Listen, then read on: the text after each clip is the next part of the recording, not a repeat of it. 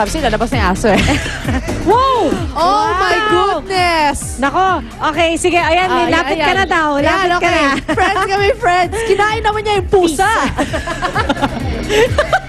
Hindi. As you said, no one was harmed. No one was harmed. Wala pong animal Galing nga, na harm. Giovanni. Okay. All, wow! Ba't mo naman hinarap? Bakit mo hinarap? Isa-summarize ko pa naman sana yung magic mo. Pero ayan, mga kapuso, nakita natin ang rabbit, cat, Tatlong dove, at saka ang ahas. So, huwag niyong gagayahin sa bahay, ha? And remember, this is all trick of the eye. That's Magic. right. Uy, maraming salamat, Giovanni. Thank you. Thank you. Okay, pwede ko na iuwi yung rabbit stew. Okay, mabalik po agad ang unang hirit. Walang rabbit stew. No harm. No harm, no foul.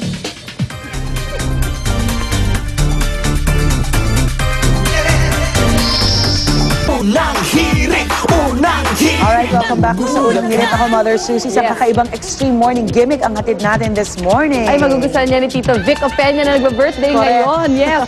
Ito pong gimmick natin. Nasa San Jose del Monte sa Bulacan pa rin sila Monica at Gino. Good morning, guys. Hi, guys. Ano? Sisigaw si Monica. Hi girls, good morning again. Good morning ulit. Ayan, nagbabalik nga tayo dito sa Paradise Adventure Camp sa Bulacan. And kung kanina trinay natin are yung mga courses dun sa tower, di ba? Yung zipline, ayan, yung treetop, correct. At saka yung sa lupa. This time, kakaiba dahil sa ibabaw ng tubig naman ang ating susubukan. Di ba, Arn? Yes, ito ang water survival mode. Kailangan kasing tawilin ang rope course ito na may 6 feet above the pool. Ayun. At may habang 10 meters. 10 meters, sinukat mo kanina, no? Sinukat yan. Oo, pero ang talagang challenge yan, kailangan, hindi ka bumagsak sa tubig dahil may 6 feet na lalim yan. Kapag di ka marunong lumangoy tulad ko, Patay ay, ka. well, naka-live vest naman, but still, nakakatakot pa rin. At syempre, si Gino, Ayan! try na yung isa dito sa mga rope, mga rope challenges na yan. So, ito yung tinatawag nila na multi-vine traverse. Actually, hindi dapat try ni Gino, pero nag-change yung mind niya. So, yan yung trinay niya. Itong nasa likod ko, ito actually, dapat ito try niya. Ito yung pinakamahirap. One of the hardest daw. Ito yung rope swing traverse. So, mamaya, pag nalagpasan ni Gino yung ginagawa niya, ayan, subukan naman niya itong nasa likod ko. And tulad nga na sinabi ko mga kapuso, dapat yan, kapag sinubukan, kailangan, of course, safe tayo.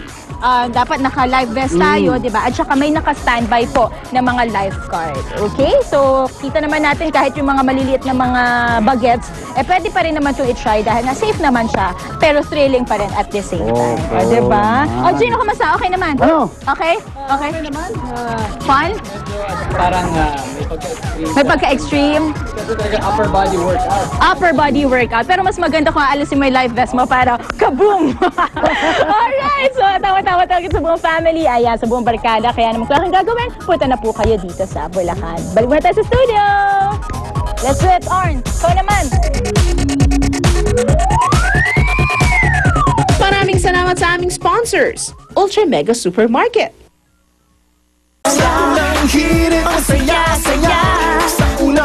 Walang singsig lang iyong gising. Kasama ang unang hirit at ang Milo.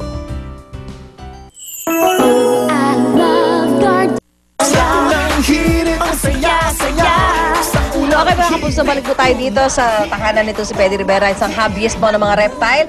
Ngayon, alamin ho natin, iba-ibang klase ng reptile. Meron ho siyang tuko, pero lilinawin lang ho natin. At yung tuko na ito ay ibinigay lang ho sa kanya at pinaalagaan. Balak din ho niya na ito pakawalan na dahil sabi mga Pedy, dahil hindi siya sanay. Hindi siya sanay sa captive, sanay siya sa wild. Unlike itong mga alaga ko talaga na pinanganak in captivity. At saka pwedeng pet talaga. Pwedeng pet talaga. Ang tuko ay ito yung tinatawag na Tokai gecko. Yan po ay talagang hindi pwedeng gawing pet dahil nangangagat.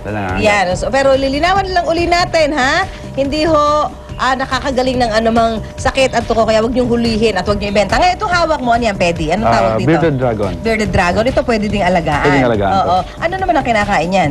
Mealworm din.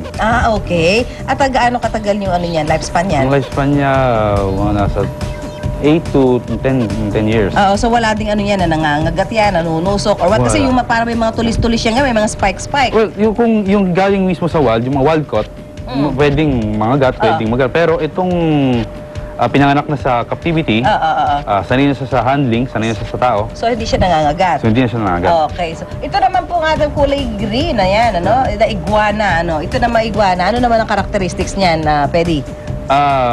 Actually, teka. Yan. Hindi ko masyadong Pwede din siya pet talaga. Pwede siyang pet talaga. Oo, pero sabi, meron daw yan. May diamond daw sa katawan. Totoo ba yan? Totoo yun. Hindi totoo yun. Baka hulihin ng huli niya dahil hanapin yung diamond sa kanyang mata, ha? Kanina nakita ko yung dila niya lumalabas. Bakit lumalabas yung dila niyang iguana? Ginagamit siyang pang-sense. Ginagamit ang pang-sense nung kapaligiran niya. Titingnan niya kung saan siya naroon. Oo. At yun ang parang, ano nitawag sila? Defense mechanism niya.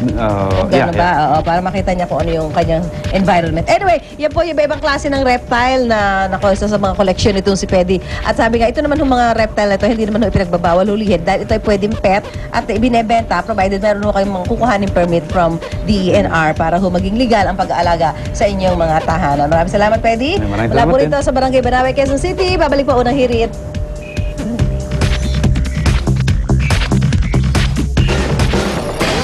Uy, nga pala, bago magkalimutan. Birthday ng best friend ni Shelly ngayon. Uy, si happy Mary birthday. Joy Palogan. Happy birthday, Happy Shelly. birthday. Si Thomas Rodriguez nag-birthday din. At ngayon naman, hanggang ngayon ang mga chikiting natin mahilig sa Japanese cartoons. Kayo ba mahilig ba? Okay din. Flight. O yung tinatawag na anime. Yes, ang ilan pa nga, maging isa pananamit. Gayang-gaya ang anime characters sa paborito nila. At eto, at nasaksiyan natin yan sa isang engranding anime exhibit sa Manila. So, watch this. Mukha ng mayamang kultura ng bansang Japan ang makukulay at cute na mga Japanese cartoons. O mas kilala sa tawag na anime. Ang aming nasilayan sa isang exhibit dito sa Metropolitan Museum of Manila. Makikita rito ang iba't ibang anime na sumikat bawat dekada. 1960s nang simula ng mga Japanese ang paggawa ng cartoons na ang konsepto ay kawaii.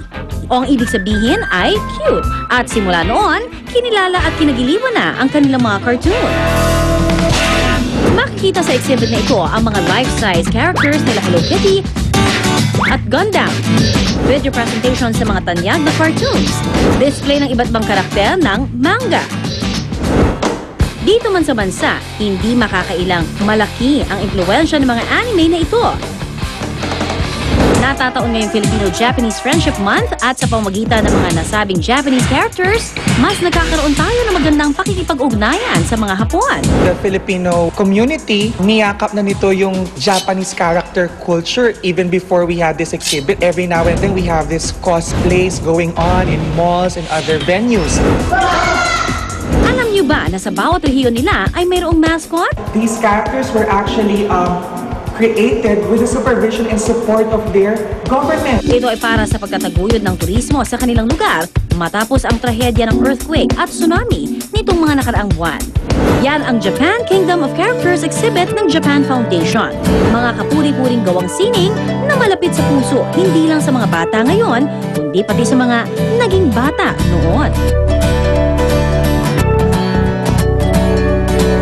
Arnold Clavio would like to thank Wade Shoes, Elmer of Sonyare Salon, Thailine, Dr. Raquel David of Ardere, Magno Optical.